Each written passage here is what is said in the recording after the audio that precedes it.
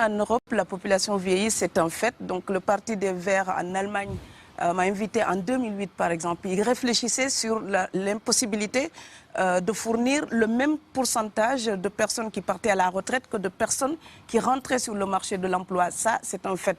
Dans un pays comme la France, par exemple, on sait que 40% du taux de natalité est assuré par des populations étrangères. C'est une réalité aussi. Donc maintenant, on est dans une situation où c'est ce que vous dites qui renforce l'extrémisme. Quand vous dites que l'immigration pose un problème, il faut aussi parler des avantages de l'immigration. Parce que moi, quand je travaille en France, je paye mes impôts ici. Donc les étrangers qui sont là, il y a une partie qui peut travailler et envoyer au pays aidé. La majorité paye ses impôts, s'installe dans vos pays, enrichit vos pays. Donc ce sont des citoyens productifs. Après, il faut voir, il y a une minorité qui vient, il y a des morts, certes. Mais je voulais souligner une chose. Le discours que vous avez, il est encore légitime tant que l'Afrique restera muette. Et moi, aujourd'hui, je voulais m'indigner pour le silence de l'Union africaine. Les gens là qui meurent sur les plages, et je mesure mes mots, si c'était des Blancs, la terre entière serait en train de trembler. Ce sont des Noirs et des Arabes. Alors eux, quand ils meurent, ça coûte moins cher. Ici, j'étais venue en 2008 et j'avais dit, l'Union européenne, avec ses flottes de guerre, avec son économie, je vous dis une chose, si on voulait attaquer nos pays ici en Occident, il y aurait des moyens de se défendre. Donc si on voulait sauver les gens dans l'Atlantique, dans la Méditerranée, on le ferait. Parce que les moyens qu'on a mis pour Frontex, on aurait pu les utiliser pour sauver les gens. Mais on attend qu'ils meurent d'abord. C'est à croire que le laisser mourir est même un outil dissuasif. Et je vais vous dire une chose, ça ne dissuade personne. Parce que quelqu'un qui part et qui envisage l'éventualité d'un échec, celui-là peut trouver le péril absurde et donc l'éviter. Mais celui qui part pour la survie, qui considère que la vie qu'il a à perdre ne vaut rien, eh bien celui-là, sa force est inouïe, parce qu'il n'a pas peur de la mort. Mais c'est exactement pourquoi il faut fermer des frontières complètement. Il faut sauver l'Afrique et sauver l'Europe. Vous ne pourrez pas rester comme des gens. Vous ne resterez pas comme des poissons rouges dans la forteresse européenne. La crise actuelle nous a démontré ça. Au jour d'aujourd'hui, l'Europe ne sera plus jamais épargnée tant qu'il y aura des conflits ailleurs dans le monde. L'Europe ne sera plus jamais opulente tant qu'il y aura des carences ailleurs dans le monde. On est dans une société de la mondialisation où un Indien gagne sa vie à Dakar, un Dakarois gagne sa vie à New York, un Gabonais gagne sa vie à Paris. Que ça vous plaise ou non, c'est irréversible. Alors trouvons une solution collective ou bien déménager d'Europe parce que j'ai l'intention de rester. Je dire que depuis quelques années, on a une espèce d'abus de langage qui a introduit des amalgames. Au jour d'aujourd'hui, toute personne typée avec un air d'étranger est considérée comme immigrée. Tous les étrangers, en tout cas toutes les personnes d'origine étrangère qu'on peut rencontrer en Europe ne sont pas forcément des immigrés. Donc il y a des gens qui sont normalement protégés par la Convention de Genève pour les réfugiés. Ces personnes-là, quand on ne les accueille pas normalement, ils viennent dans les mêmes mouvements que les immigrés économiques. Donc quelqu'un qui fuit la guerre, ce n'est pas la même chose que quelqu'un qui cherche du travail. Quelqu'un qui fuit la guerre est protégé par la Convention de Genève.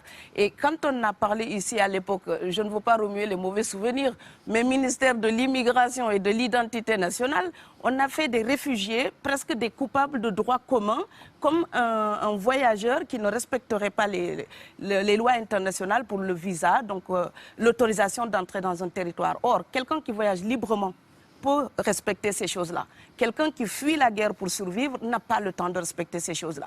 Or, aujourd'hui, on met l'amalgame et on met tout le monde dans le même sac. Je voudrais aussi dire que quand vous êtes Canadien, Blanc ou Argentin et vous venez vous installer en France, vous êtes un expatrié. Quelqu'un qui voyage, qui est libre de voyager. Et si vous êtes africain ou indien ou afghan, vous venez en France ou en Allemagne, vous êtes l'immigré, peu importe les raisons pour lesquelles vous êtes là.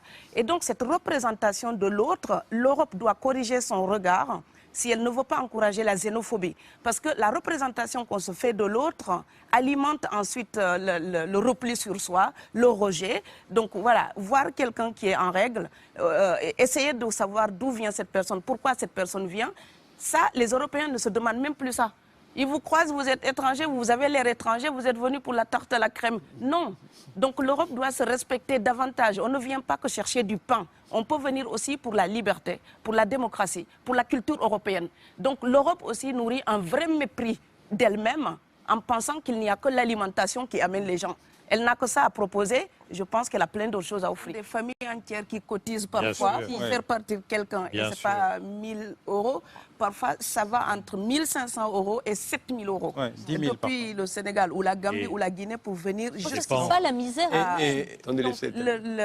Quand quelqu'un part, c'est comme quelqu'un qui est élu, choisi, peut-être le plus débrouillard. Et il y a tout un clan ou toute une famille qui pose son espoir sur cette personne-là.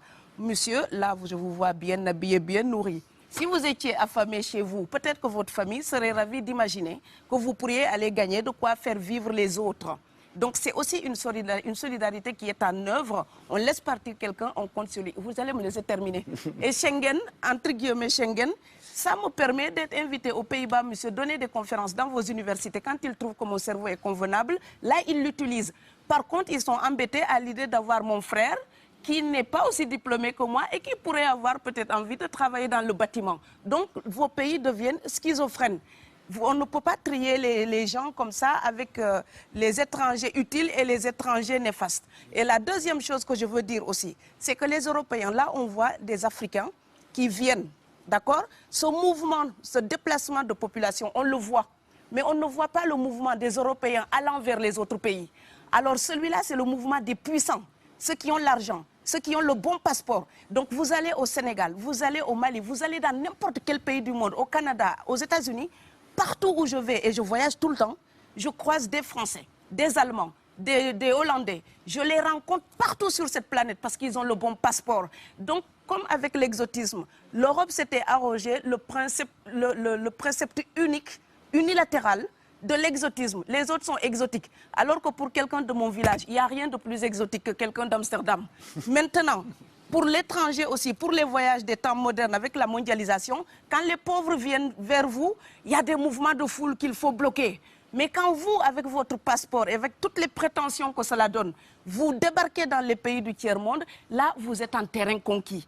Donc, on voit les pauvres qui se déplacent, on ne voit pas les riches qui investissent dans nos pays.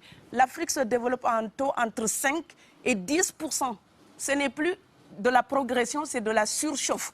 Sauf que quand des pays du tiers-monde se développent et qu'ils n'ont pas les moyens pour gérer tout ça, il faut une ingénierie, il faut une formation, il faut des populations pour installer une démocratie. Là, cette surchauffe-là, vous avez besoin qu'on reste dominé pour servir de débouché à l'industrie européenne. Alors il faut arrêter l'hypocrisie. On sera riches ensemble ou on va se noyer tous ensemble. Voilà.